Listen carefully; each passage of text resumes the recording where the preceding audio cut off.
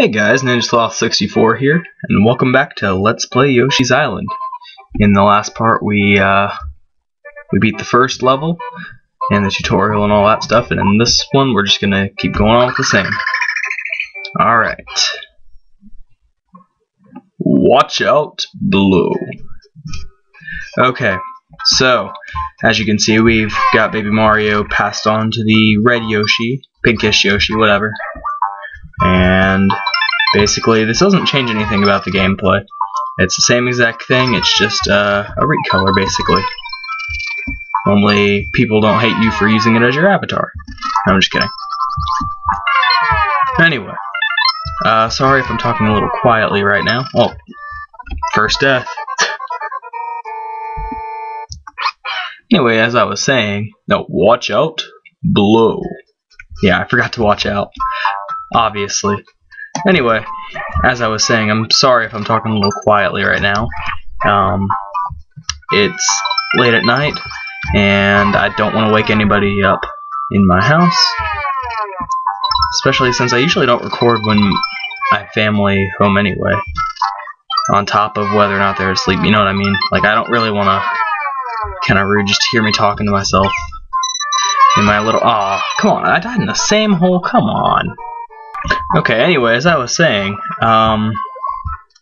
yeah, I don't really record with my family home, except for now, really.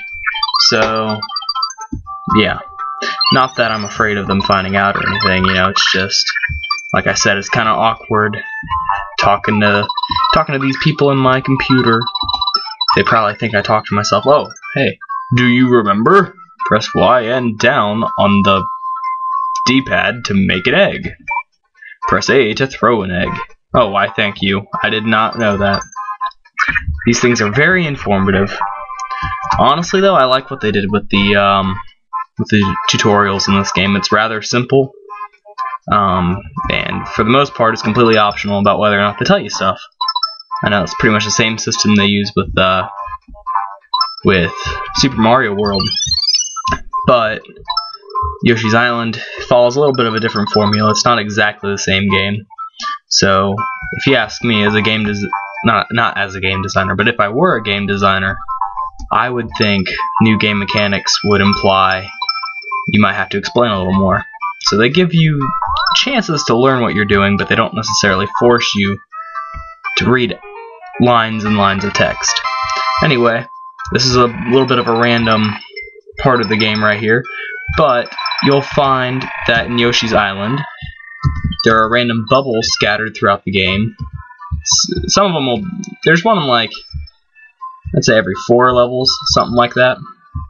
And you'll find that Yoshi has shape-shifting capabilities, but only for a short time. So we're going to go back here, and nothing really happens. You just have to restart. So, I'm just going to go through a couple more sweeps with the Yoshi copter and make sure I don't miss any red coins or anything of that nature. These things can hurt you if you run into them, obviously, but that shouldn't be too big of a problem, considering Baby Mario isn't with us. Start crying. I'm surprised the little toady things, that's what they're called, right? The toadies, if they were smart, they would just capture Baby Mario while I'm flying around without him. You know, it's like, you know, they didn't think that one through all the way, did they? Alright, let's pause real quick. Alright, we have 3 red coins left and 1 flower, and if I'm not mistaken, we'll find all of that at the end of this level. There's the flower, and kill that piranha plant. There's our 3 red coins, and let's just make a mad dash for the end. Don't fall in that hole. And boom! Alright, my voice cracked right there, I'm sorry. And we got another bonus challenge, that's 2 in a row. Alright. Hopefully we'll do better at this one than we did the last one. Actually, it wasn't too bad, we got a 1-up out of it. And we got 100%, of course. We shouldn't have any problem with getting 100% in this first world. Alright, this is the same game as last time. But since you guys already know how to play on, I don't need to explain it. So we got 1 Mario. Alright, let's go with this one. Crap. Alright. So we got a 1-up. Can we go for 2? Let's try down here. Yeah, 2 up. Alright, cool. And now we're into the double digits with the live. Or the stock. Am I the only person who thinks that's weird? Like with Super Smash Bros. That's like the only game I've ever seen that calls it stock. Like if you play to a certain number of lives, it's called a stock match. I don't know any other games that call it the Cave of Chomp Rock. I don't know any other games that call it that. I would just call it like a life match. I don't know what live and stock have to do with each other. Other than, of course, you know, farm animals. But you know what I mean. Alright. So, that thing there that nearly killed us Indiana Jones style is called a Chomp Rock. In case you couldn't tell by the title of this level. It's a pretty, I wouldn't say a staple mechanic, but it's in most every level after this point of the game. Actually, yeah, that kind of would make it a staple, wouldn't it? It's not quite a staple. You just see a lot of them. They're not usually significant, but sometimes they're used to open up secret areas. Or help you plow down enemies in some cases, which can get to be a lot. It can get to be a lot of fun later on. I'm just gonna say that now. But right now, let's push this one down there.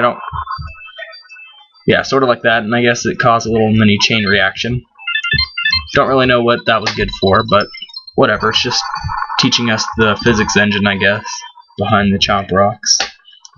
And like that, it can run over enemies in your path, so you don't really have to worry about running into them. We're gonna get a checkpoint right here. Alright, cool. If you look right here, there's this locked door. So obviously we have to go find a key. Luckily, there's a key. Can I get that flower? Yeah, I can. Okay. There should be a key right there. Well, actually, no. There's a key right. The key's up higher. So what's in here? Oh, coins. Yeah, if you already have 30 stars, instead of giving you more stars than you can have at one time, it'll just give you coins instead. So if you ever open up a question block and it just gives you coins, and you're like, oh man, I got ripped off, most likely it was going to be stars. Alright, so if we go in here, it's a nice little mini game against this little bandit guy. We haven't seen anything of him yet, but you know, balloon throwing, or balloon toss, or whatever it said earlier. To throw the balloon, key in the button sequences as shown. The game time is limited. If the balloon pops on you, then you lose. Collect an item if you win. Alright. Alright, this is hard to do on an emulator because I don't know what the different buttons are exactly. I mean, I do, but you know, I have to stop and actually consciously think about it. So yeah, this guy we're playing against, the bandit, you'll fight him in a bunch of minigame-esque type things throughout the game. And if you win, you get little prize cards. I'll explain more about prize cards later on. But if you manage to, actually, hang on a minute. This is the toughest one. I can't imagine winning against this. I usually don't.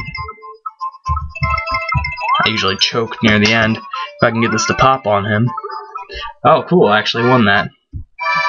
And we get a 1-up out of that. Cool. That's actually one of the lamer prizes that you can get, I'll be honest. But I'm thankful nonetheless. Alright, so let's just carry on. Make sure that we don't miss any red coins. Alright. Yeah, a lot of times these little things that you can ground pound, they like to hide red coins in them. So you'll find them there a lot, just like that. And that. Okay, just can't be too careful, you know what I mean? The red coins, before you collect them, you know how earlier I said they are the same as the regular coins until you actually touch them? There is a very slight difference in the color, in the sprite color. If you know what you're doing, you can actually, oh, got another 1-up. If you know what you're doing, you can actually tell the difference. It's very subtle though, and it's sometimes it can be pretty hard to catch, usually. Alright, so let's see what we got down here. Oh, we got a question cloud thing. A red switch. And the red switch shows a random arrow. And it shows a secret pipe.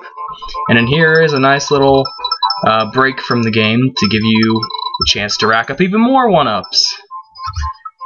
And get a bunch of coins.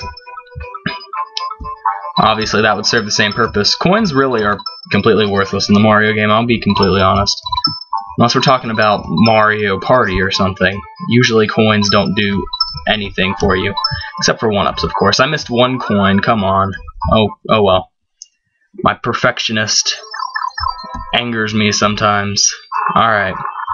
So this is the first example of a Chomp Rock physics puzzle. You gotta try to get this get a boost with this Chomp Rock, but the problem is it'll roll so fast that you can't really sometimes you'll have a hard time getting it to slow down enough for you to actually use it as a platform to get up here. But if you can get it to go slow enough without, you know,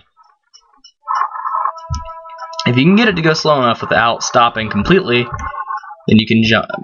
Hang on a minute. There we go. That was what I was trying to do, and now we have all of our red coins, and that makes all of our flowers. So we have 100% for this level, just as long as we don't get hit on our way out. So, also, they can be pretty sneaky at the end of this level. I've been fooled by the piranha plant, and even more times by the second piranha plant. And that time, almost by that run-up shy guy, embarrassingly enough. And I've been hit right before the goal ring and had to go search the level for stars so I could get 100%. And we got another bonus challenge. I'm serious. It usually doesn't happen that often. Bonus challenges, I mean.